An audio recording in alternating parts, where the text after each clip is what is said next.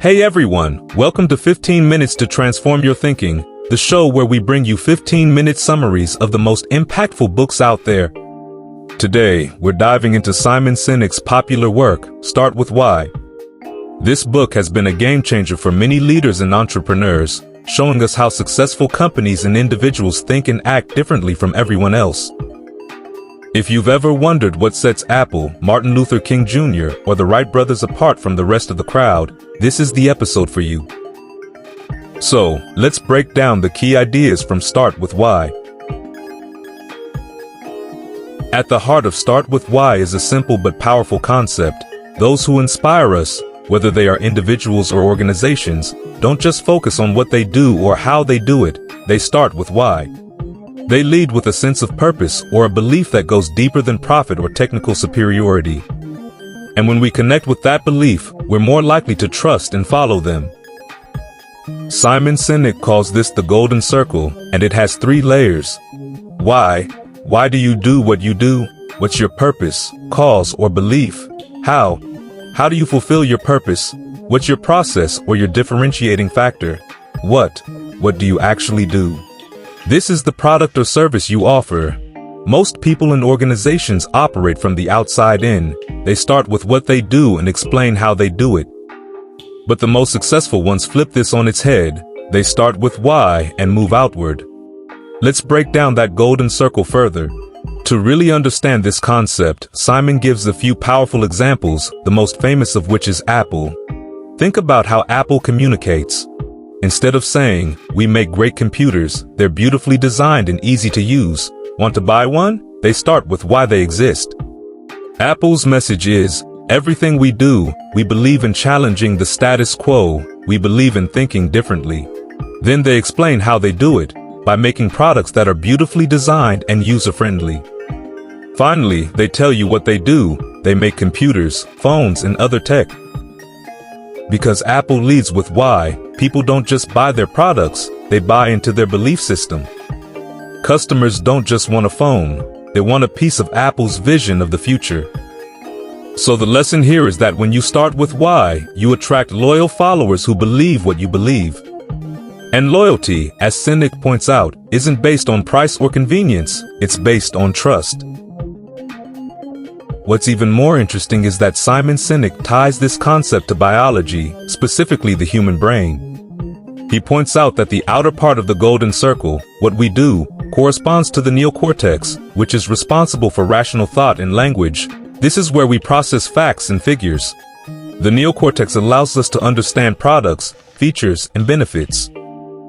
But the inner part of the circle, why and how, aligns with the limbic brain, which controls feelings like trust and loyalty. It's the part of the brain responsible for decision-making, but it has no capacity for language. This is why we often struggle to explain why we feel a certain way or why we make certain decisions. It's not something that can be articulated easily, but it's incredibly powerful in shaping our behavior. So, when you communicate from the inside out, starting with why, you're speaking directly to people's feelings.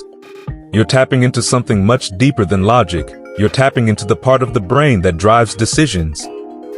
Now let's talk about leadership, because Start With Why isn't just for businesses, it's for anyone who wants to inspire action. One of the most compelling examples Sinek gives is Martin Luther King Jr. When King delivered his famous, "I Have a Dream" speech, he didn't start by telling people what needed to change in America. He started with why, with a vision of a future where all people were equal. King had no official title or authority, yet he inspired millions because he communicated his beliefs so clearly. People didn't follow him because of what he was proposing, they followed him because they believed in why he was doing it. Leadership, then, isn't about having power or control. It's about inspiring others by leading with purpose. Now, Sinek introduces the law of diffusion of innovation, which helps explain why starting with why is so crucial. This theory, originally developed by sociologist Everett Rogers, breaks people down into 5 groups based on how quickly they adopt new ideas. Innovators, the first 2.5%, early adopters, the next 13.5%, early majority, 34%, late majority, 34%, Laggards, 16%. Sinek argues that to achieve mass market success, you need to get the early adopters on board first. These are the people who believe in why you're doing something and are willing to take a risk to support it. They help you build momentum so that the early majority follows. But if you don't start with why, you'll struggle to get anyone excited, and you won't make it past the innovators. So how can we apply these principles in our own lives or businesses? Simon encourages us to ask ourselves 3 key questions. Why do I do what I do? This isn't about making money or achieving success. It's about finding your core belief, the reason you get out of bed in the morning. How do I do it? What makes you different from everyone else in your field? What do I do? What products or services do you offer? Once you've answered these questions, start communicating from the inside out. Lead with your purpose and watch how people respond differently. That wraps up our summary of Start With Why by Simon Sinek. If there's one takeaway from today's episode, it's this: people don't buy what you do, they buy why you do it. Whether you're leading a company, a movement, or your own personal life, always start with your deeper purpose. Thanks for tuning into 15 Minutes to Transform Your Thinking.